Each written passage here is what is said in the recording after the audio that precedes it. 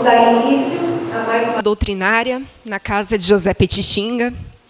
Esse ambiente tão acolhedor, tão fraterno, que está sempre disposto a nos auxiliar, nos socorrer em nossas necessidades e também nos guiar na nossa caminhada espiritual.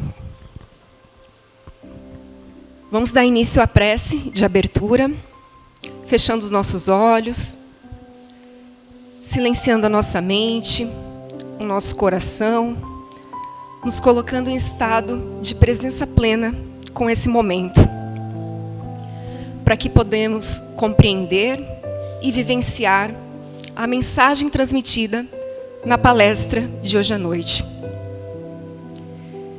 Pedimos aos mentores espirituais que regem essa casa a iluminação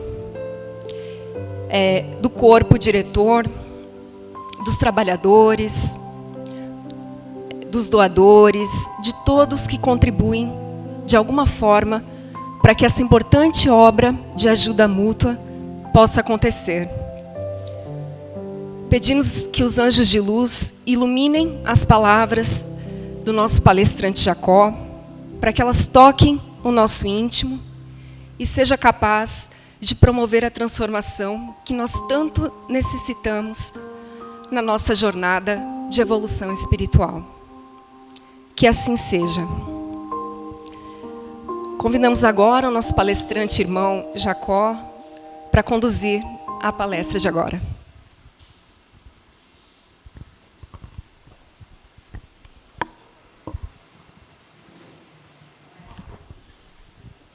Vê se consegue desligar essa lâmpada daqui. Consegue desligar as lâmpadas daqui. Consegue desligar essa lâmpada daqui.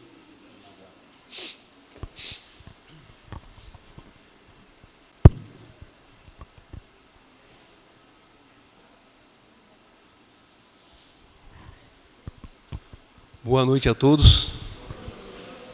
Vamos lá.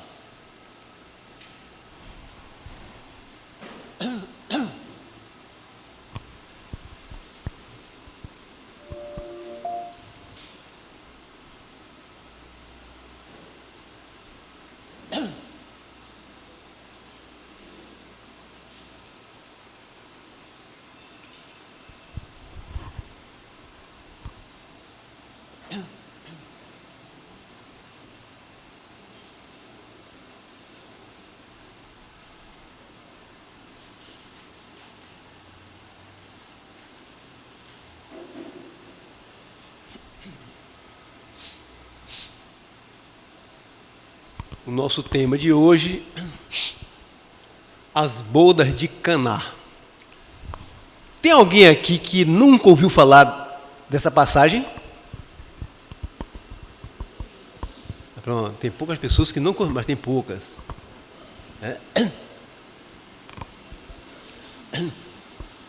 O que é... Está muito alto.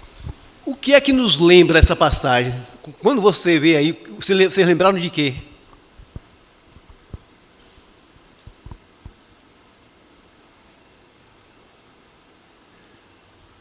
O que é que marca nessa passagem aí? Jesus transformando a água em vinho. Isso marca a gente, não é isso? Isso marcou todo mundo que leu isso aqui. Mas será que Jesus deixaria uma lição, como se ele estivesse se equiparando a Mr. M, aquele mágico que fazia as coisas? Ou por trás disso tem uma lição extraordinária? Então, vamos avançar aqui para a gente ver, descobrir isso.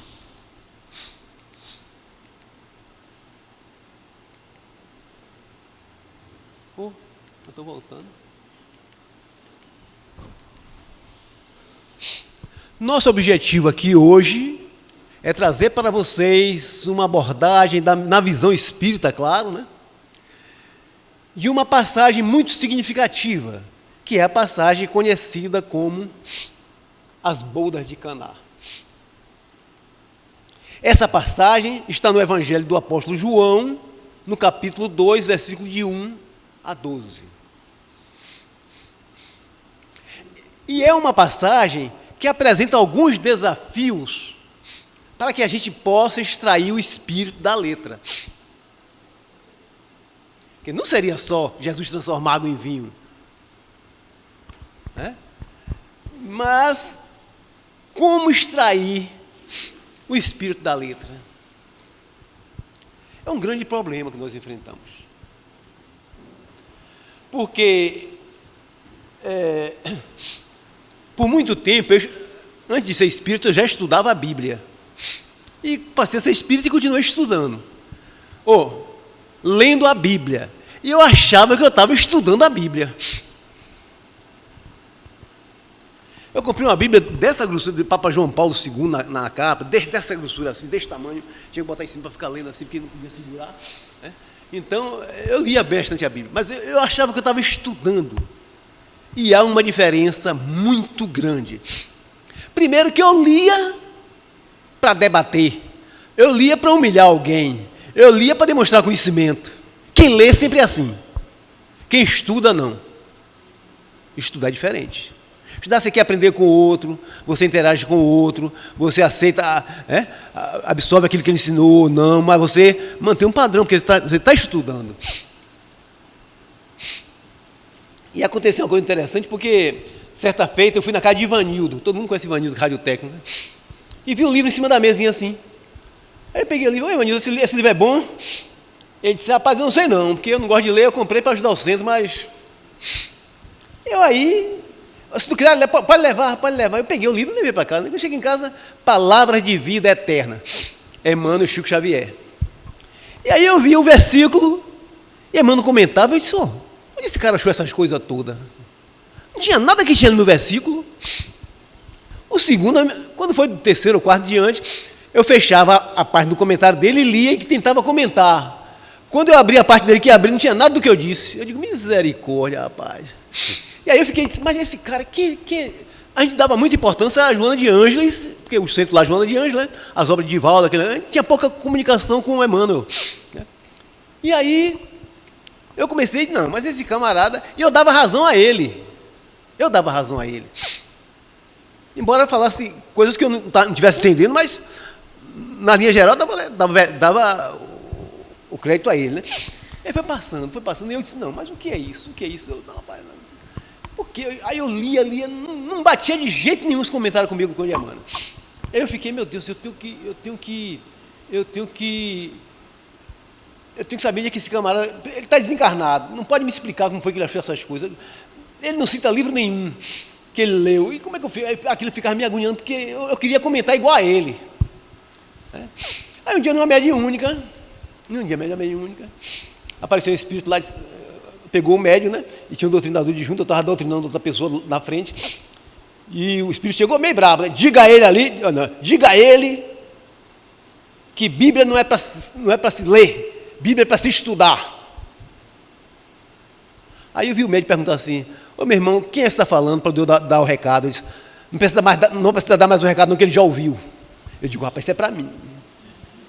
Aí quando chegou no fim da reunião, o pessoal: para que foi esse recado? Eu fiquei quieto, fiquei com vergonha, né? Disse: não vai dizer não. Aí fiquei assim: mas rapaz, esse negócio foi para mim. E aí comecei a estudar. Né? Aí procurei uma pessoa, um religioso aqui da cidade, fez teologia, teólogo, né? Fez teologia, para ele me ensinar. Olha, Jacó, 25 semanas. Eu digo: miséria, mas eu vou.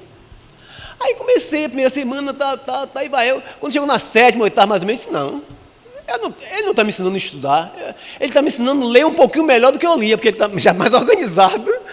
Mas não é isso que eu quero, não é isso que eu quero. E quando chegou no Novo Testamento, que ele começou dizendo: olha, uma dedicação para mim, só você vendo que pessoa extraordinária. Todo carinho comigo, toda dedicação comigo. Eu não entendia, perguntava as coisas, mas aí era uma resposta que não me agradava, né? E quando chegou no Novo Testamento, disse: Jesus é Deus. Eu digo: misericórdia, aí está tudo perdido. Aí eu vou ter que voltar tudo, porque pelo que já li, já vi falar, não é. Pronto.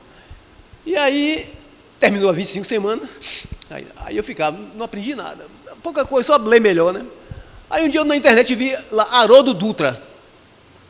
Aí eu disse: vou assistir esse cara. Não sabia quem era, botei lá e assisti. E o cara falando igual a Emmanuel.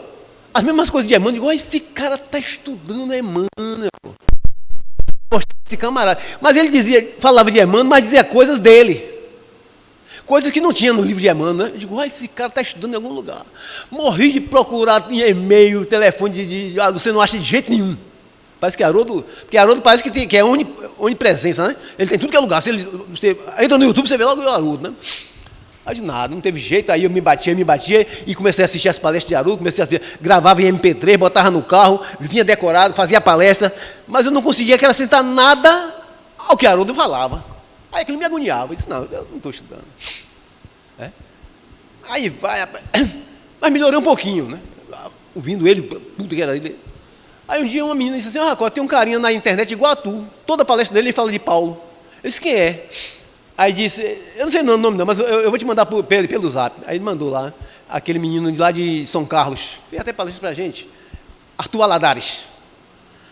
E Arthur Valadares tinha mania de citar os livros, né? Eu disse assim, aí opa, pescava. Aí você vê a confusão que era, né? Para quem lê, só vai ver isso aí, Jesus transformando água em vinho. Mas quem estuda vai ver que tem todo por trás disso aí. Então eu tive uma participação muito grande para começar a estudar de Emmanuel, né? de Ivanildo, que me deu o livro, de Emmanuel, de Haroldo, de Arthur Valadares, de aquele menino lá de cima, esqueci o nome dele agora, e Alberto Oliveira também, né? E fui aí me seguindo. Mas você vê, para chegar a um ponto de estudar. Aí tive que entender que eu tinha que entender de contexto, que eu tinha que ir lá para a Palestina do século I, e que eu tinha que entender. Foi sofrimento, mas aí, graças a Deus que eu não sou um Haroldo, nem sou mas já aprendi um pouquinho. Então isso que eu aprendi, eu tento passar para as pessoas. Porque a gente faz evangelho todos os dias, eu tento passar um pouquinho para a pessoa, porque não fica lendo não, lendo é um terror, é um atraso de vida se ler. É como o Espírito disse, Bíblia não é livro para se ler, é para se estudar. Ler, você vai ler revista, jornal. Mesmo assim, foi duro. Viu? Mas isso aí, gente. Então eu vou fazer aqui um testezinho com vocês. Eu vou fazer um testezinho com vocês para ver uma coisa aqui. Eu estou voltando. Então vamos começar por esse ponto aqui. Depois eu faço o teste. Nós aprendemos na doutrina espírita a fé raciocinada. É uma verdade, né? A fé raciocinada é aquela que acata aqueles elementos concretos da razão, mas que não se submete, que não se prende apenas ao que é palpável, ao que é visível. E é um texto do próprio Haroldo, né? Do Haroldo. Mas que também é capaz de conectar-se com o ilimitado, o invisível, com a experiência subjetiva, com a experiência pessoal. Então, quem trabalha com a fé raciocinada é rigoroso, é cuidadoso, utiliza a sua inteligência, mas não é uma pessoa fechada, uma pessoa dogmática, uma pessoa fanática. A fé raciocinada não deixa você ser isso. Eu acho que até se você quiser, você não consegue. Partindo desse pressuposto, toda vez que nós nos dispormos a estudar um texto bíblico, a nossa busca, o nosso alvo deve ser, se você abre uma Bíblia, seu alvo deve ser sempre isso aqui: extrair o espírito da letra. Ou, se preferirem, a lição que está oculta. Esse é o pontapé inicial. Por isso que eu fazia aqui um teste com vocês aqui, é o seguinte.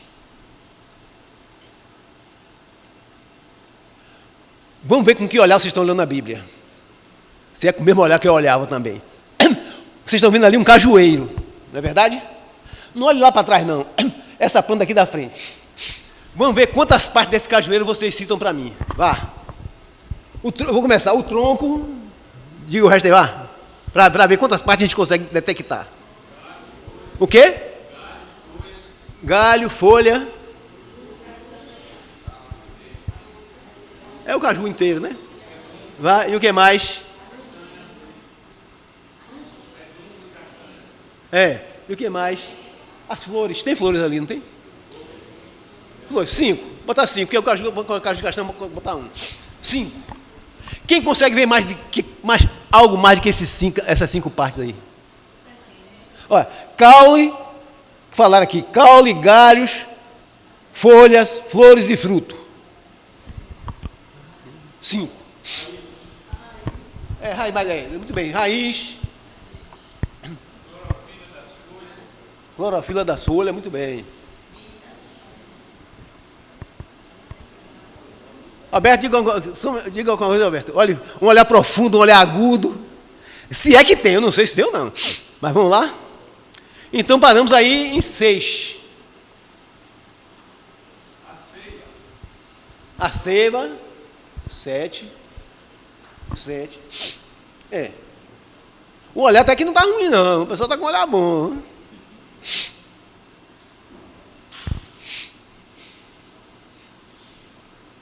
Então, esse exercício aqui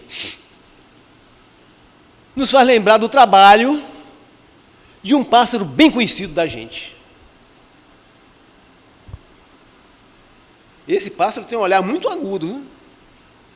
Talvez ele não goste, talvez ele ache algumas coisas que a gente. Viu? Porque ele está ali em frente a esses... Ele aqui, ó.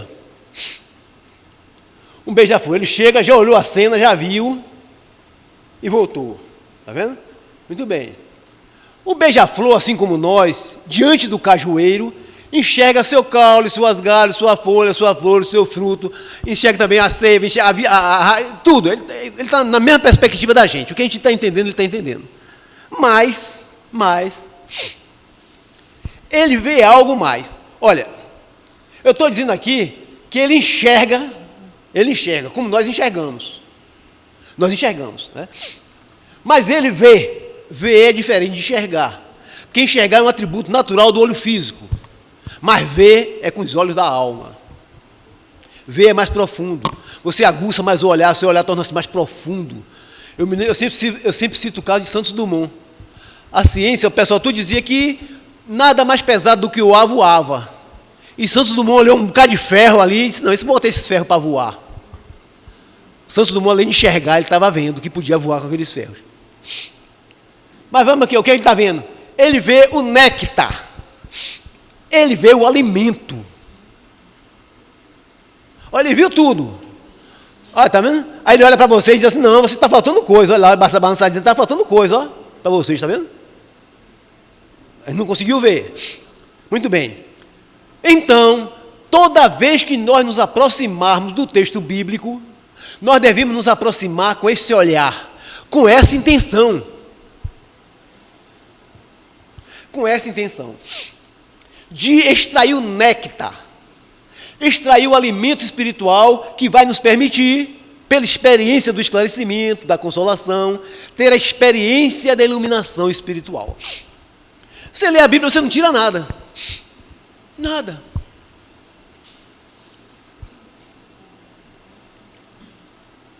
Assim, aqui, quando você adquire essa visão mais aguda, mais profunda, você é capaz, vamos dizer assim, seu Edson, eu vou perguntar ao seu Edson, o que você está vendo ali? O que você está enxergando ali? Vai ter um bocado de grão de milho já, um em cima do outro, tal. E o que você está vendo? Aí o seu Edson pode dizer assim, eu estou vendo um milharal. O seu Edson está errado?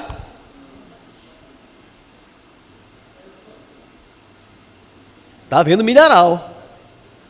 Mas isso você consegue com um olhar mais profundo, mais agudo para as coisas. Olhou assim, eu enxerguei milho, caroço de milho. Não é só isso. A Bíblia é assim, gente. A Bíblia é assim. Muitas vezes tem um milharal lá em uma parábola e você só está vendo o grão do milho. Aí você começa a discutir, a debater, a humilhar os outros, porque isso é uma característica de quem lê a Bíblia. Você conhece uma pessoa longe que lê e do que estuda. O que estuda não se envolve em querelas, em debate bobo, não. Mas quem lê a Bíblia anda procurando, eu tiro isso por mim, anda procurando um pezinho. Alguém que apareça na frente para você mostrar que sabe.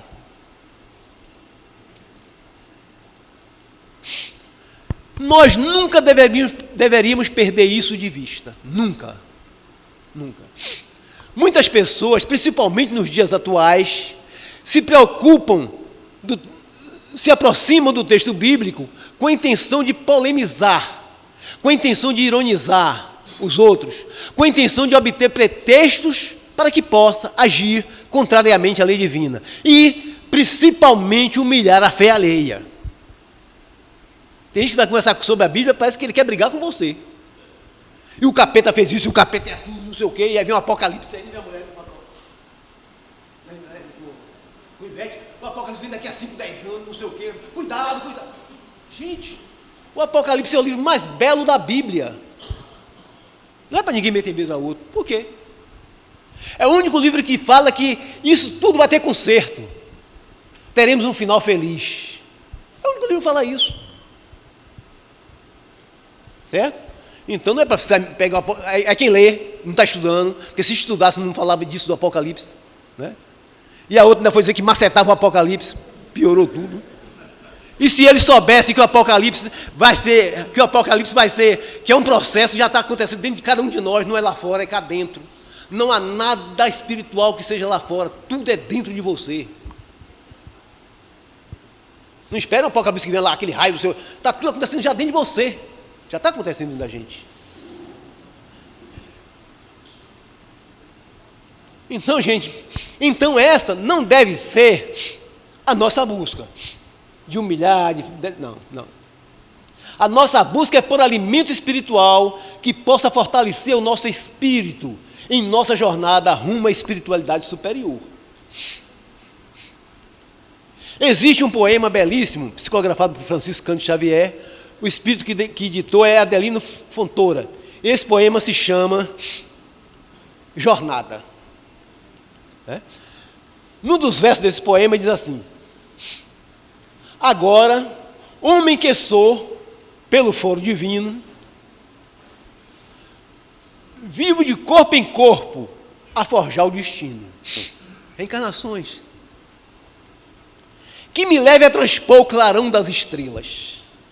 Que me leve a transpor o clarão das estrelas. Então, nós somos espíritos de uma jornada evolutiva. Estamos interessados em experiência, em conteúdo espiritual que nos leve a transpor o clarão das estrelas. Que nos leve a isso. É com esse objetivo que a gente deve se aproximar de uma passagem evangélica. É com esse espírito, é com esse olhar profundo, agudo. Certo? O segundo ponto é, gente, nós não estamos lendo um texto que foi escrito ontem. Nós não estamos lendo um texto que foi escrito à sombra das palmeiras imperiais de São Antônio de Jesus. Não. Esse texto foi escrito há mais de 2000 anos atrás, no Oriente Médio, naquela região de cultura, de hábitos, muito diferentes dos nossos. Uma época muito diferente da nossa. A gente tem que entender isso para começar, se quiser estudar. Essa sociedade possuía seus hábitos, seus rituais, sua cultura, suas crenças, suas festas, suas cerimônias, como nós.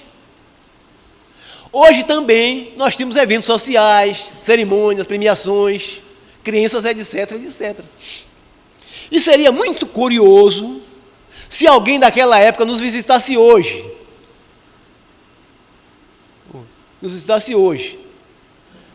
E assistisse uma cerimônia de premiação do Oscar, por exemplo, assistisse a uma conferência da ONU, um concurso de Miss Universo, ia ficar louco, sem entender nada. Acharia tudo muito estranho, muito diferente. E esse estranhamento nós também experimentamos quando examinamos acontecimentos, fatos que ocorreram naquela época, há mais de 2000 anos atrás. A gente tem um estranhamento natural.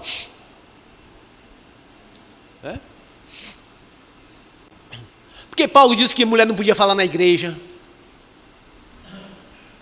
Mas você está olhando o ontem com o olhar de hoje, você não pode.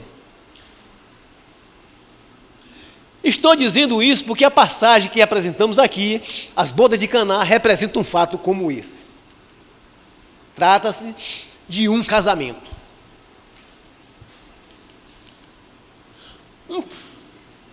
Os casamentos naquela época, da sociedade hebraica, eram casamentos que costumavam durar 7 dias. Se o pai fosse mão de figa, imagine você, que confusão não ia dar. Mas tinha que bancar, era um costume, a tradição. Um casamento paralisava aquela aldeia. Tudo parava, todos paravam para assistir aquele evento. mobilizava os sentimentos, a imaginação, a atenção de todos os moradores. Essa cerimônia, ela tinha os seus rituais. Como as nossas têm cerimônia, né? Se você vai a um funeral, você sabe exatamente o que é que vai ocorrer, você sabe como se portar, leva logo um óculos escuro, né? Se você vai em algum casamento, você também sabe hoje o que vai ocorrer, qual será a sequência da festa naquela época, também é a mesma coisa. Então, aqui nós temos uma vila da Galileia, Caná, era uma vila da Galileia, né? Onde residia Natanael, segundo João, e fica ao lado de Nazaré. É João que diz isso aqui, gente, que Natanael residia lá. Nazaré é a cidade onde Jesus passou sua infância e sua adolescência. Caná era uma aldeia que ficava distante aproximadamente 20 a 25 quilômetros da cidade de Nazaré. E não tinha táxi, não tinha mototáxi, não tinha nada, né? E nesse casamento nós temos uma coisa curiosa. Maria, a mãe de Jesus, está presente. Está presente. O que nos dá uma ideia de que, seguramente, era um casamento de alguém próximo da família de Jesus. Não ia dar 25 quilômetros para um casamento de estranho. Não tem lógica, né? Então, tinha alguém da família. Já dá para pensar isso. Com certeza, Jesus conhecia esses noivos, eram pessoas afetivamente ligadas a eles. E o primeiro ponto que eu vou abordar aqui, eu fiz toda essa introdução para abordar esse ponto, que é a grande dúvida sobre o vinho. No casamento hebreu daquela época, tinha vinho. Tinha toda uma cerimônia, e a grande questão aqui não é ter vinho, ter ou não ter vinho. Não é esse. A grande questão aqui, que inclusive incomodou Simão Pedro, foi o fato do vinho ter acabado e Jesus ter produzido mais vinho ainda.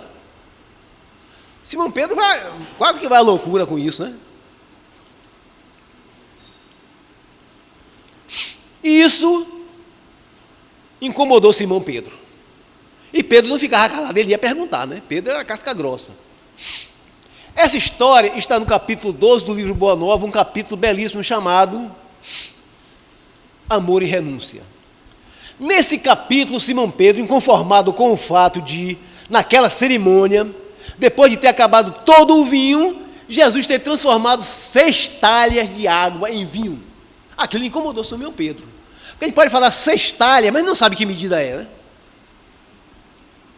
Gente, cada talha comportava de 2 a 3 almudes. E cada almude era 25 litros.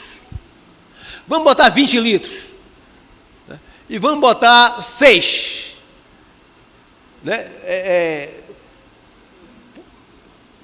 2 vezes 6, 12. Não. 2 talmudes são 50, 20, 40. 40 vezes 6, 240 litros de vinho.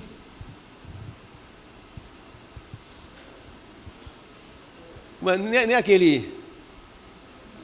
Chica Nisso tinha um personagem que só andava bêbado, não me esqueci. Não, Canabrava, né? Aquele Canabrava.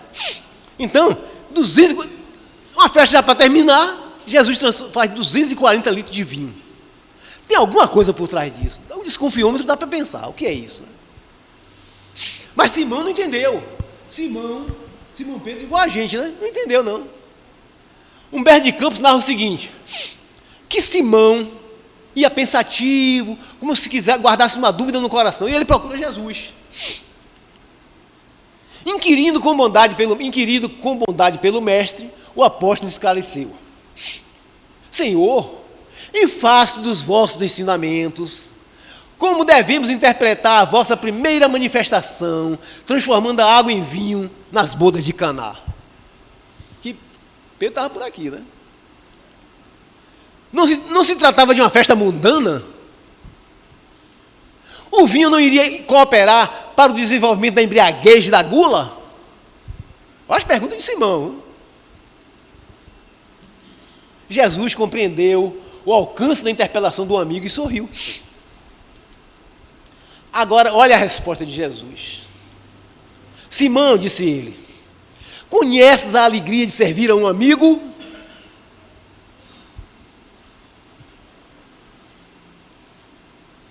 Pedro não respondeu. Não conhecia, não sabia. Servir a um amigo é... E Jesus vai falar com ele. Pelo que o mestre continuou, as bodas de Caná foram um símbolo da nossa união na terra. O vinho aí foi bem o da alegria, com que eu desejo selar a existência do reino de Deus nos corações. Os afetos da alma, Simão, são laços misteriosos que nos conduzem a Deus. Saibamos santificar a nossa afeição, proporcionando aos nossos amigos o máximo de alegria.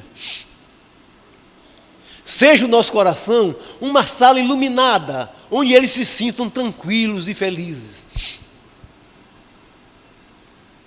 Nunca contaminemos a fonte de sua simpatia com a sombra dos pesares.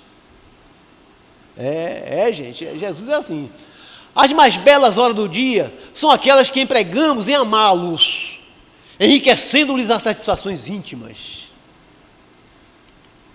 Então Simão Pedro, vítima de um falso moralismo, e isso era uma característica da personalidade de Simão Pedro, e ele vai trabalhar isso, né? Trabalhou isso ao longo do seu apostolado, ele trabalhou isso muito bem, né? Simão Pedro era um pouquinho fanático, preconceituoso, e ao longo do trabalho com Jesus, nós vamos percebendo o crescimento espiritual de Simão Pedro. Nós vamos percebendo o quanto ele amadurece na prática dos ensinos de Jesus, não na teoria, mas na prática dos ensinamentos de Jesus. E ao final da vida nós encontramos Simão Pedro totalmente transformado. Totalmente transformado. Líder dos apóstolos, agora totalmente comprometido com a vivência do amor cristão na sua plenitude. Mas isso vai demorar um pouco, e demandou um bocado de tempo, né, para ele chegar a esse ponto. Eu fiz essa introdução porque a gente precisa entrar na essência da interpretação. Há uma coisa que chama a atenção aqui. Por que essa passagem se inicia dizendo que Jesus produziu um sinal ao transformar água em vinho? Ela começa dizendo que é um sinal. Jesus fez o primeiro sinal aí, nesse casamento. O primeiro sinal da missão dele aqui na terra, né? Primeiro sinal. Mas, o que é sinal? O que é sinal? Poxa, então eu discordo para vocês aqui, né? O que seria sinal?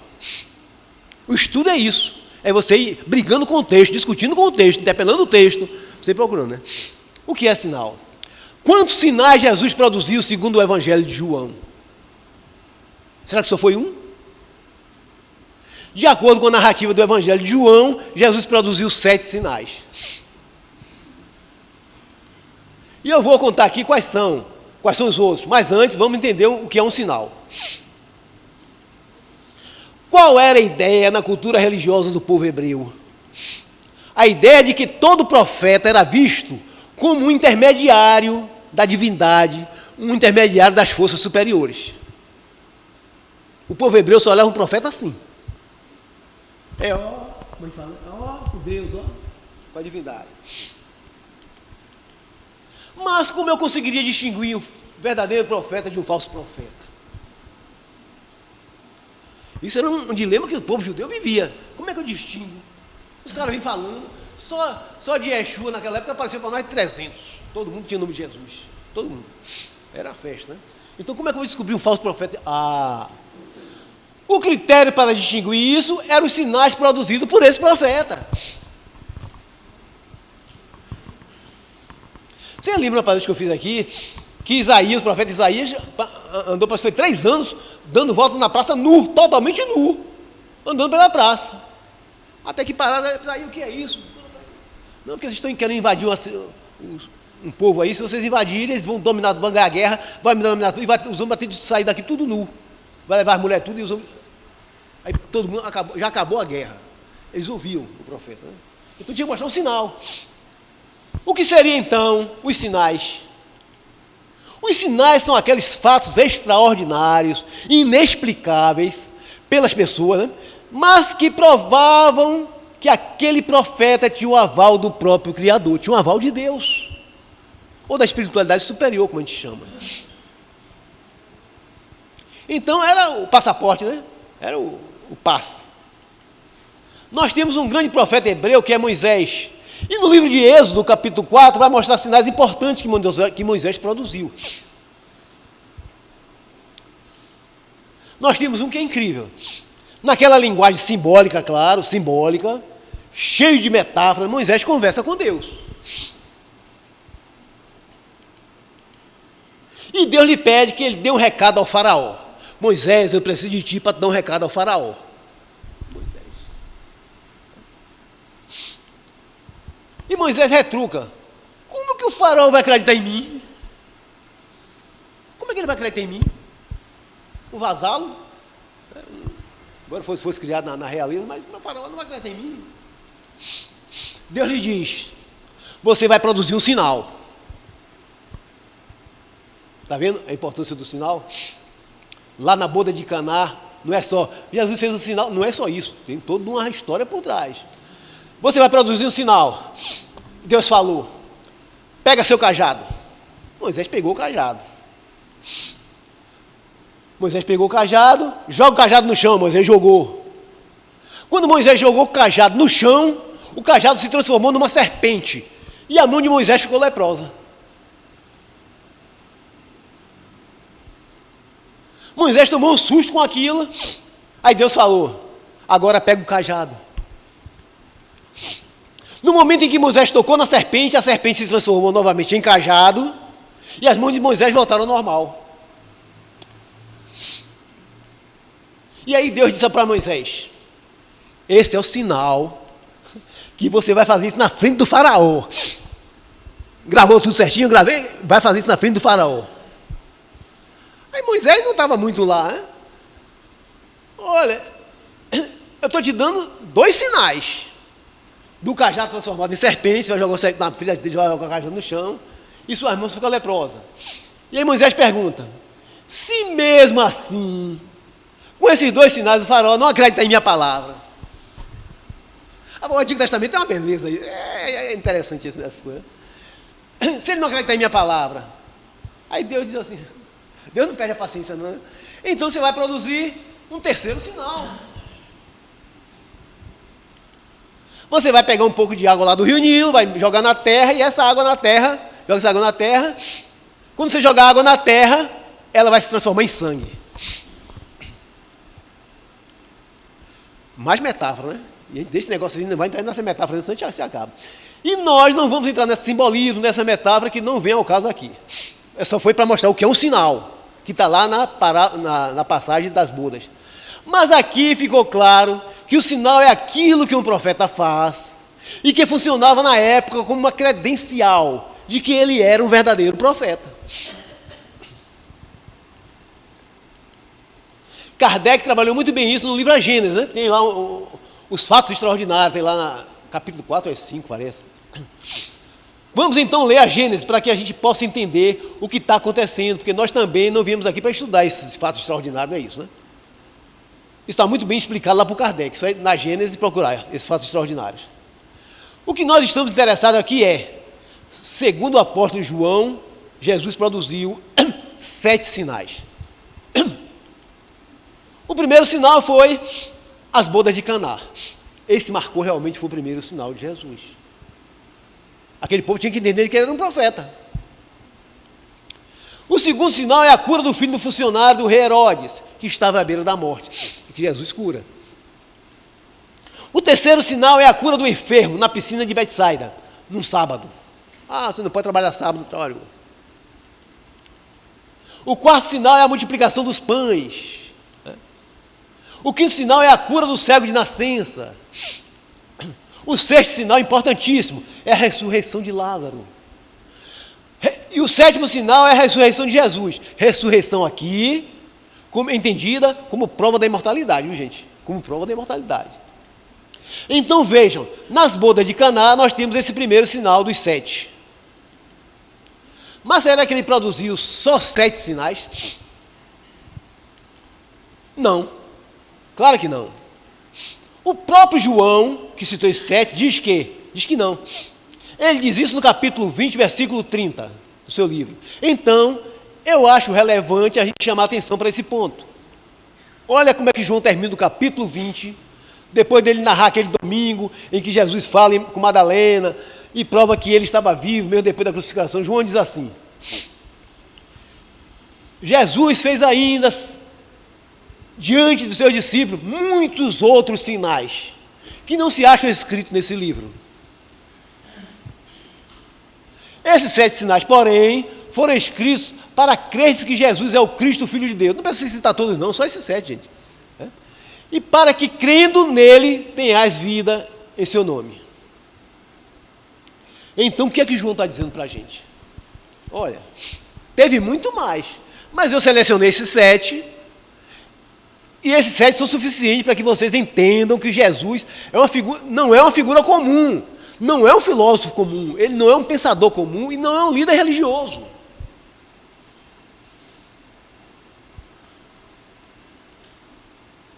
É o tipo mais perfeito que Deus tem oferecido aos homens para lhe servir de guia e modelo. Ele é o Cristo, o governador espiritual do orbe. Tudo que ele está fazendo aqui tem um significado simbólico. Simbólico. Achamos por bem lembrar que esse tema, bodas, casamento, abordado aqui por Jesus, ele está presente também numa parábola denominada a parábola das bodas, né? O que Alberto estava falando com a Alberto nesse instante aqui, da parábola das bodas. Mateus capítulo 22, onde constam os seguintes versículos. Então Jesus, tomando a palavra, tornou a falar em parábola, dizendo: o reino dos céus é semelhante a um certo rei que celebrou as bodas de seu filho. Isso serve para nos alertar ainda mais sobre a importância desse tema tratado aqui. Então, tem, né? Não é só aí. Então, além do vinho, tem mais coisa aí, né? Para que a gente possa extrair o espírito da letra, eu vou me concentrar em 2 aspectos da lição. O primeiro, o que é um casamento na tradição hebraica? Porque Jesus, a boda de casamento, a boda de Caná era uma boda de casamento. Porque Jesus começa o seu primeiro trabalho público como Cristo, esse é o trabalho dele. Durante 3 anos e alguns meses, ele tem um trabalho intenso, e é o que está narrado nos evangelhos. O que está narrado nos evangelhos não é a vida toda de Jesus, não é isso. A encarnação toda dele, não é.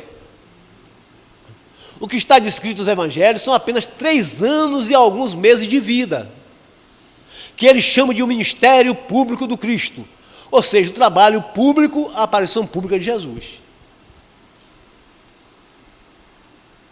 E por que ele escolhe um casamento? Outro problema aí. Jesus faz o primeiro sinal num casamento. Por quê? O que é um casamento? Por que ele não escolheu uma festa no templo para mostrar a todo mundo que ele era o Messias, fazia um sinal daquele, muitos religiosos, levitas, saduceus, fariseus, tudo lá, e aí ele fazia um sinal, aí isso era um extraordinário, né? Vai fazer uma boda de casamento numa aldeia, nem na cidade, não é uma aldeia, em Caná. Por que ele não escolheu uma cerimônia religiosa na sinagoga?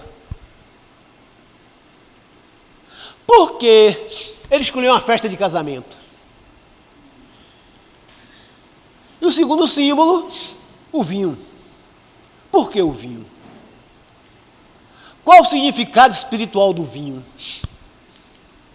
O que isso tem a ver? Qual é que é o sentido disso? São muitas perguntas que a gente deve fazer ao texto para a gente possa estudar, possa entrar no texto. Vamos começar pelo casamento. Casamento é um grande símbolo na Bíblia hebraica. Uma festa de casamento na aldeia é um episódio comunitário. É algo que sustenta e unifica toda aquela aldeia. E o casamento na Bíblia é um símbolo que também unifica todos os outros. Todos os outros símbolos. Eu vou dizer por quê. A Bíblia começa com uma parábola. A parábola de Adão e Eva. Você vai dizer, mas Adão e Eva é uma parábola? É. Por que é uma parábola? Nós temos 2 sentidos de parábola. A que nós estudamos na nossa Bíblia, que vem do grego parabolê, significa colocar uma coisa ao lado da outra para comparar. Isso no grego, mas no hebraico não é assim. No hebraico é muito maior do que isso. É toda e qualquer lição figurada. Então a piada no hebraico é uma parábola. No grego não é. Então é muito maior. Porque Deus... Olha, vamos ver por quê. Deus cria Adão e Eva. Eva dá luz a Caim e Abel. Agora são 4. São 4. Caim, que é o irmão mais velho, mata Abel. 3. Só tem 3. Então, ficaram 3 pessoas. Só que Caim sai, vai morar em Nod, e lá encontra um sogro, uma sogra e se casa. Encontra mais 3 pessoas lá. De onde saiu essa gente? Mas, gente, é uma parábola, é para estudar. Não vai dizer que é isso impossível, não. Tem sentido isso aí. Um dia a gente faz uma palestra sobre isso. Não é uma palestra aí, né? Então não é. Mas é impossível que só tinha 3. Não. Vai ver isso depois. Como assim? Não tinha só 3 pessoas? Caim casou com quem? Então está evidente que é uma parábola. Tem algo oculto aí. Tem algo oculto que foge do sentido da gente. Então não é nada demais você dizer que Adão e Eva, se você for dizer, talvez no meio evangélico, é capaz de dar uma pedrada em você, dizer que está maluco, né? Mas é uma parábola, tem algo oculto aí. Tem alguma coisa oculta aí. Mas o que é que essa parábola quer nos dizer? A parábola da perda do paraíso. É uma parábola que mostra o afastamento da criatura do Criador.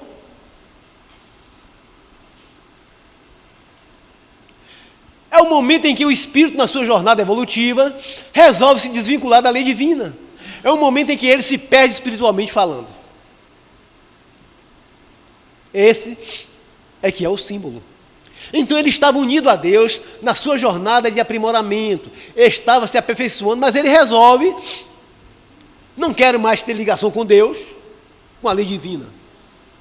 O que nós fazemos? Isso aqui nós fazemos também, né? Fazemos também. Agora eu vou fazer minha carreira solo.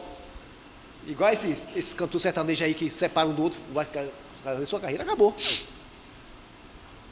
Ele se afasta, e a partir desse afastamento surge uma grande questão. Será que haverá uma reconciliação da criatura com o Criador?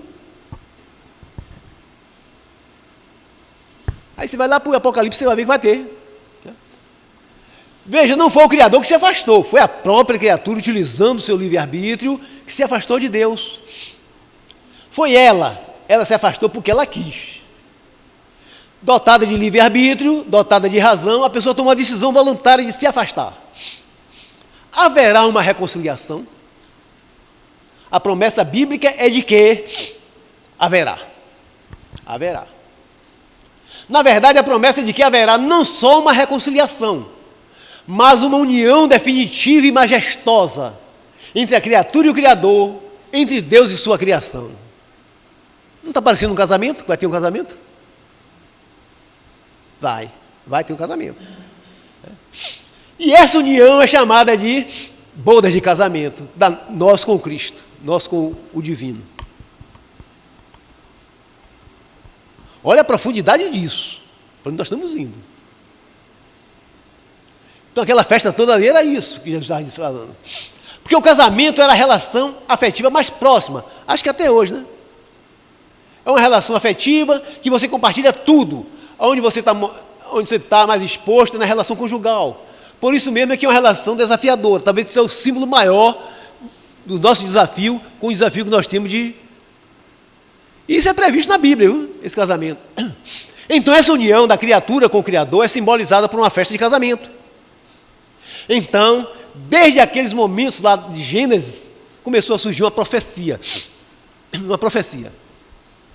que dizia assim: um dia a terra será redimida, e que um dia a terra viveria uma festa de casamento. E aí haveria a união espiritual da terra com o Criador.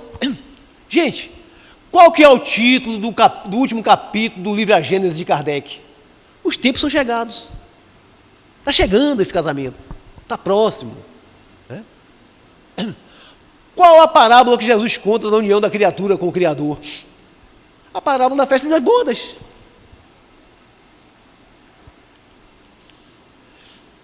Onde você tem que ter a veste nupcial, que o Alberto estava falando. Alberto, eu vou assistir as suas bodas aí, quero ver se eu estou com a veste certa para entrar. Não é a outra parábola. O que é a veste nupcial? É um perispírito de espírito puro. Só vai haver esse casamento quando todo mundo tiver um espírito puro, se transformar em espírito puro. Os que forem se transformando vão aceitando o casamento, vai tendo casamento. E a própria terra, né? Você tem que transpor o clarão das estrelas. Você tem que se iluminar a tal ponto que você se torne um espírito puro. Nesse momento aí, você coloca a veste nupcial. Está lá nas bodas de casamento, é nesse momento. E quando a gente vai nas questões 112, 113, 114 do Livro dos Espíritos, o que Kardec vai dizer sobre os espíritos puros? Quem já sabe, superioridade intelectual e moral absoluta em relação a todas as outras classes. Ou seja, já consegue voltar para a órbita divina, de onde ele saiu.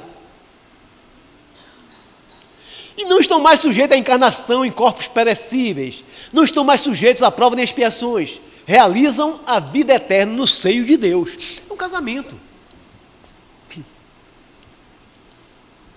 O que é isso? É a comunhão da criatura com o Criador. É o casamento. Então, o casamento, a boda de Caná tem toda essa representatividade lá no Antigo Testamento. A comunhão da criatura com o Criador é simbolizada na Bíblia por um casamento. Que mensagem Jesus está transmitindo nas bodas de Caná para a gente? Foi que ele podia transformar água em vinho? Que ele, Jesus, Espírito puro, um Cristo, veio à Terra com a finalidade de redimir a Terra, para que a Terra redimida possa viver uma festa de casamento. Veio preparar o palco. O salão, né? Somos o salão, né? Veio preparar o salão. Essa é a grande mensagem da boda de Caná. Não é a transformação do vinho, da água em vinho. Então, as bodas de Caná está falando da nossa comunhão com Deus.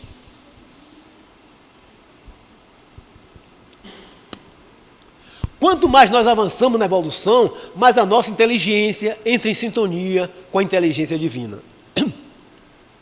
Quanto mais nós avançamos na evolução, mais os nossos sentimentos entram em harmonia com o sentimento divino, com o amor divino. Isaías, o profeta Isaías, escreve no capítulo 62, versículo 5 assim, ó. Olha o que está lá no profeta Isaías. Como um jovem desposa uma virgem, como o jovem desposa uma virgem, assim te desposará o teu edificador. O casamento com Deus está marcado. E vai ser uma festa imensa de casamento. Então a boda de Caná está mostrando isso tudo para a gente. Olha quanta coisa tem por trás daquilo. O que é que ele está falando? Da união do planeta Terra com o Criador. E tem uma coisa muito bonita. Jerusalém se perverteu. Né? O mundo está pervertido. Né? Assim como a humanidade terrena. Mas haverá um resgate, haverá uma regeneração. Nós estamos nos preparando para a regeneração da noiva. Da noiva. Em Isaías 49, capítulo 50, 51 e 52, a gente encontra o quê? Olha o que o profeta Isaías fala.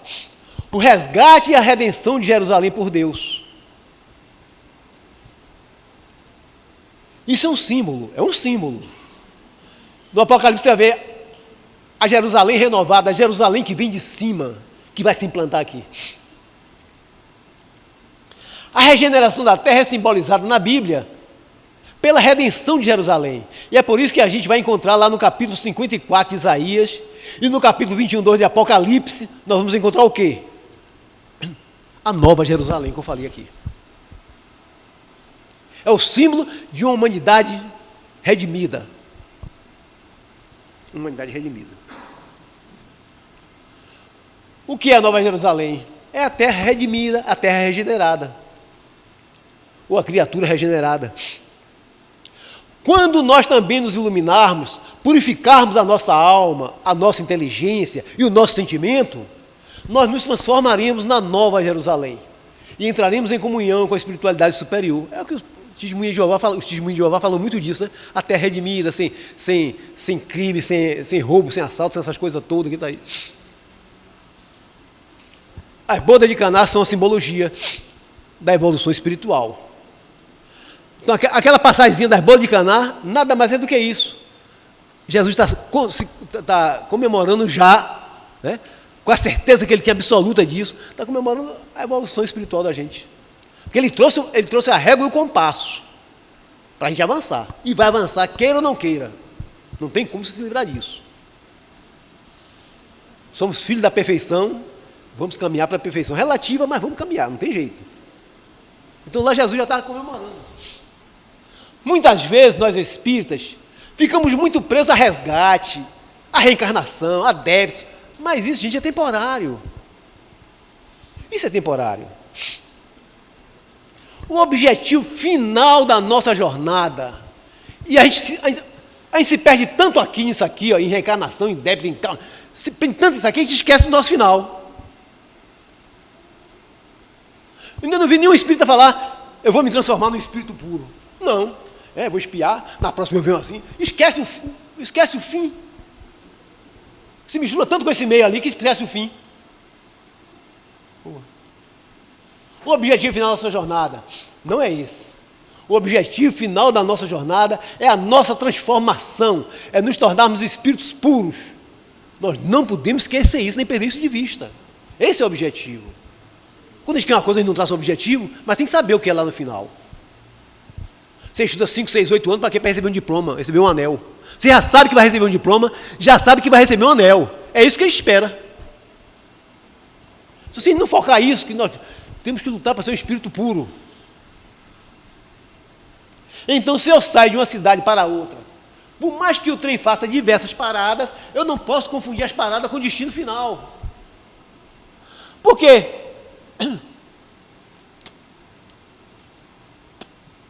Resgate, reencarnação, débito, isso aqui é isso aqui. Paradas, são paradas.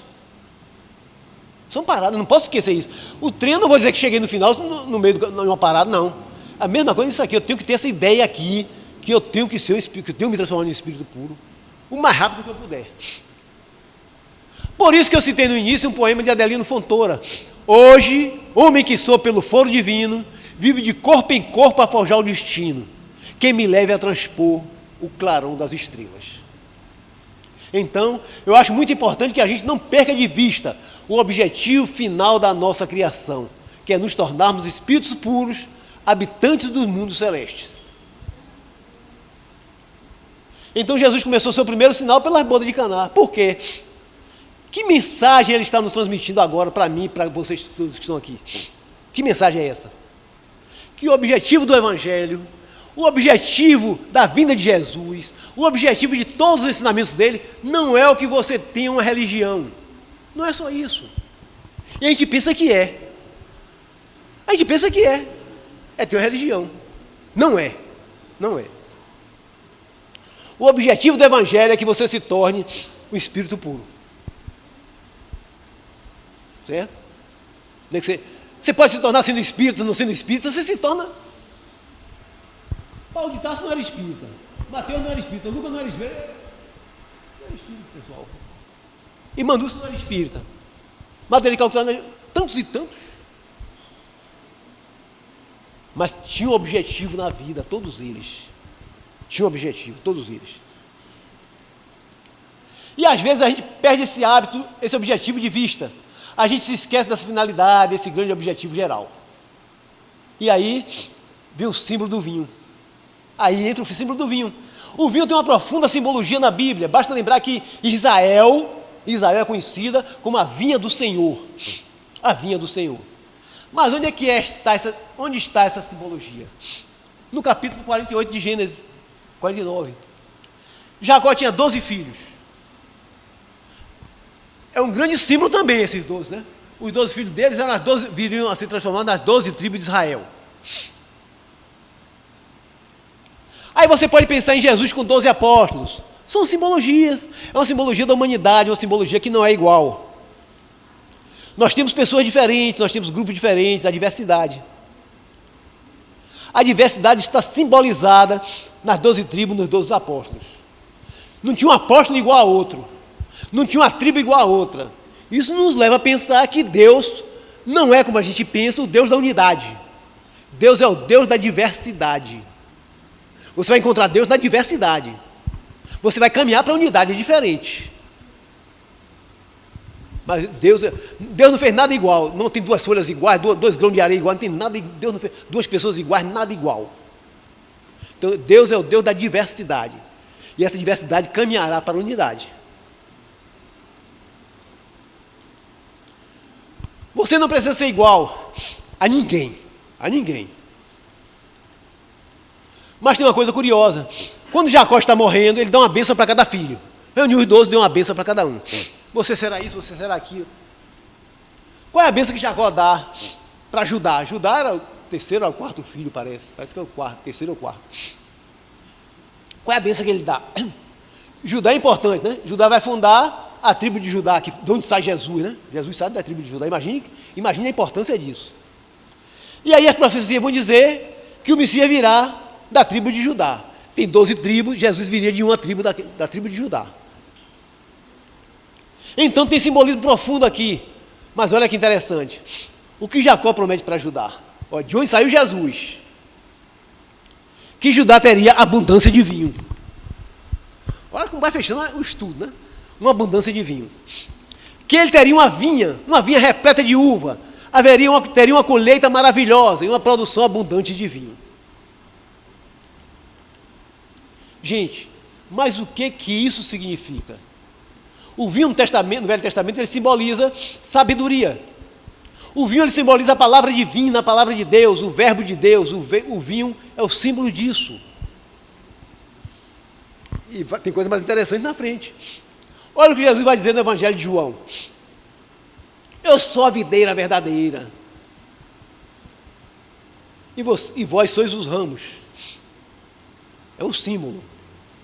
O que os Espíritos pedem para Kardec desenhar na introdução do Livro dos Espíritos? Olha, terminou o livro, terminei. Bota aí, desenha isso aí. O que é que ele pede para desenhar? Um galho de uma videira, um galho de uma uva. Uma videira. Olha, com tudo gira em torno da videira, do vinho, da uva. Né?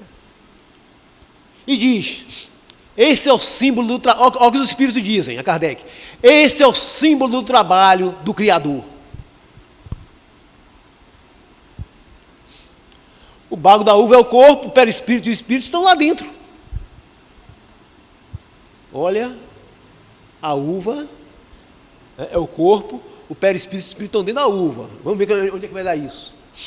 As encarnações é como esmagar essa uva para que você possa extrair a essência que é o vinho. O que é reencarnação se não for esmagar de uva? Para tirar a essência, tirar o espírito puro que está ali dentro. O vinho é o símbolo do espírito purificado. Está vendo? Todo o processo de produção do vinho, desde você colher a uva, esmagar a uva, fermentar, até que aquele líquido se transforme no vinho, esse processo de produção do vinho é uma metáfora da evolução do espírito imortal. Olha, o que era só Jesus transformando água em vinho, através da vicissitude da vida, nascer, morrer, sofrer, nós somos purificados ao longo de uma multiplicidade de encarnações. E ficou lá aquele desenho lá na introdução do Livro dos Espíritos. Foi o Espírito de verdade que pediu para Kardec colocar isso lá. Porque aquilo, diz eles, é um emblema do trabalho do Criador. Um emblema do trabalho do Criador. Então, essa transformação da água em vinho é um emblema e é um símbolo da nossa purificação. É isso que Jesus está dizendo para a gente. Serão transformados de água para vinho. Então não foi um espetáculo à toa que Jesus deu para você, não. Então, gente, a diferença de ler para estudar vai terminar nisso. Você pega uma passagem que praticamente só diz que Jesus transformou água em vinho e acabou. Você fica com aquilo ali e fica discutindo. Não, mas foi assim. comprando briga, querendo humilhar os outros, desafiar a fé dos outros. Mas quem estuda vai entendendo, a Bíblia vai se abrindo. Ela vai se abrindo quando você busca ela, procura ela, com interesses mais altos, com interesse de colaborar com sua transformação de água para vinho. Muito obrigado a todos vocês.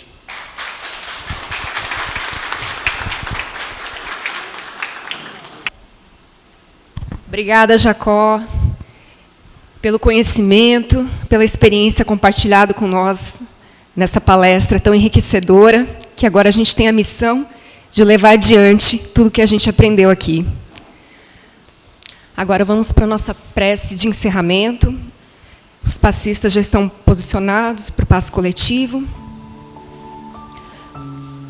Vamos colocando em sintonia com Deus, em sintonia com a nossa essência divina, nos permitindo receber a energia transmitida através do passe e da fluidificação da água. Que eles possam atuar onde nós mais precisamos, em nosso corpo, nossa mente, nosso espírito, desbloqueando, limpando e regenerando tudo o que precisa ser desbloqueado, que está em desequilíbrio dentro de nós. E assim, elevando a nossa vibração energética para o alto, assim como os nossos pensamentos, sentimentos, palavras e ações, para que possamos seguir em plenitude os ensinamentos que o nosso Mestre Jesus nos deixou, ensinamentos de amor incondicional, de obediência às leis divinas, de fé, caridade, humildade e iluminação. Que nós possamos sair daqui renovados e nutridos para mais uma semana de vida, de trabalho, de estudo, de lutas, com a graça e a permissão de Deus. Que assim seja.